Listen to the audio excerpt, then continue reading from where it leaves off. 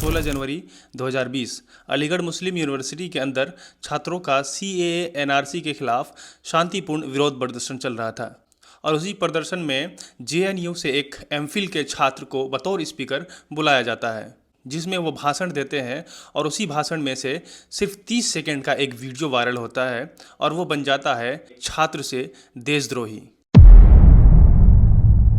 एक लड़का जिसने देश के सबसे बड़े यूनिवर्सिटी से पढ़ाई की, लेकिन एक भाषण ने उसकी ज़िंदगी ही बदल डाली। हम बात कर रहे हैं शर्जील इमाम की। आखिर ये नाम इतना विवादित क्यों है? क्या वो देशद्रोही है या एक सोचने वाला छात्र? फैसला आपको करना है। शर्जील इमाम का जन्म 1988 में बिहार के जहानाबाद जिले में हुआ। वो एक पढ़े लिखे मुस्लिम परिवार से ताल्लुक़ रखते थे। उसके पिता अकबर इमाम एक समय JDU के स्थानीय नेता हुआ करते थे। शर्जील इमाम ने IIT बॉम्बे से कंप्यूटर साइंस में इंजीनियरिंग की। बाद में उसने JNU से मॉडर्न हिस्ट्री में MA फिर MPhil किया। शर्जील इमाम को छात्र राजनीतिक, इस्लामिक सोच और भारतीय समाज में मुसलमानों की स्थिति पर रिसर्च करने का गहरी दिलचस्पी थी। 2020 में जब देश भर में CAA NRC के खिलाफ विरोध प्रदर्शन चल रहे थे, उन्हीं विरोध प्रदर्शन में जाके शर्जील इमाम ने कई जगहों पर भाषण दिए। उन्हीं विरोध प्रदर्शनों में से एक था अलीगढ़ मुस्लिम यूनिवर्सिटी का ये विरोध प्रदर्शन। शर्जील इमाम ने अलीगढ़ मुस्लिम यूनिवर्सिटी में CAA NRC के विरोध में एक जनसभा को संबोधित किया।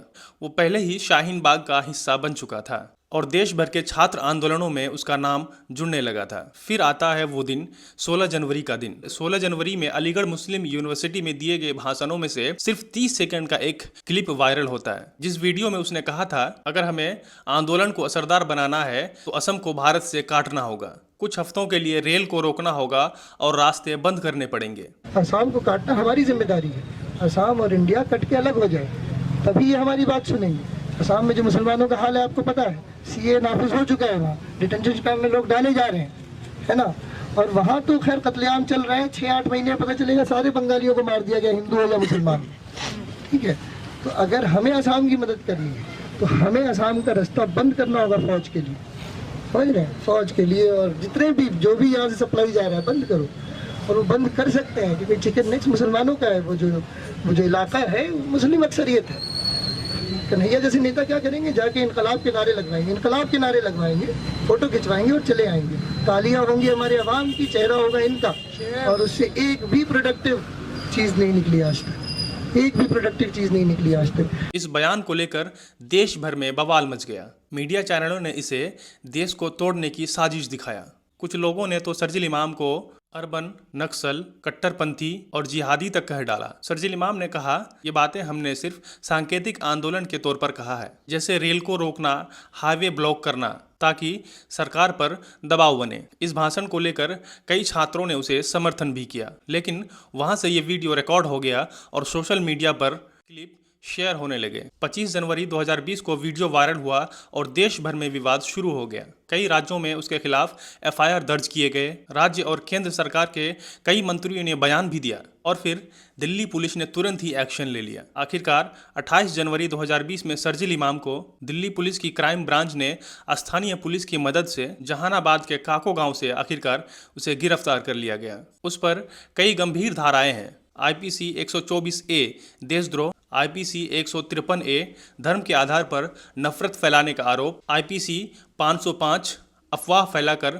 शांति भंग करना और UAPA जैसे कानून लगाए गए। उसके खिलाफ दिल्ली, मणिपुर, असम और उत्तर प्रदेश में केस दर्ज हुए। पुलिस का कहना था कि शर्जील इमाम के बातों से देश के एकता और अखंडता को नुकसान पहुंचता है, और उसके साथ ये भी कहा कि उसके सोच अलगाववादी है। वहीं शर्जील का कहना था, मेरी बातों को संदर्भ से काट कर पेश किया गया है। उसका कहना था, मेरी वो बातें हिंसा के खिलाफ थी और आंदोलन को असरदार बनाने की रणनीति में बोली गई बातें थी। शर्जील के बयान को मीडिया ने बार बार कट करके चलाया। असम को भारत से काट दो, सिर्फ यही क्लिप और इसी लाइन को बार बार दिखाया। लेकिन उसी वीडियो में यह भी कहा गया था, रास्ते बंद करो, रेलवे रोको, तभी सरकार सुनेगी। लेकिन किसी ने पूरा भाषण नहीं दिखाया। उसी दौरान देश भर में दंगे, CAA विरोध और शाहीन बाग में प्रदर्शन चल रहे थे और सरकार पर दबाव था। कहा यह भी जा रहा है शर्जील को टारगेट बनाकर एक बड़ी विचारधारा को दबाने की कोशिश की जा रही है। 2022 में दिल्ली हाईकोर्ट ने माना उसके खिलाफ आरोप गंभीर है, लेकिन उसे दोषी तब तक नहीं माना जाएगा जब तक ट्रायल पूरी ना हो। शर्जील इमाम पिछले 4 साल से जेल में बंद है। अब तक दोष साबित नहीं हुआ, लेकिन मुकदमा चल रहा है। शर्जील इमाम किसी के लिए स्कॉलर और किसी के लिए अपराधी थे, किसी के लिए आवाज़ और किसी के लिए खतरा बन गया था। पर यह सवाल सिर्फ उसके लिए नहीं, ये सवाल हर उस इंसान के लिए है जो सोचता है, बोलता है और सवाल करता है। क्या अब इस देश में विरोध करने का मतलब देशद्रोह है? सोचिएगा ज़रूर।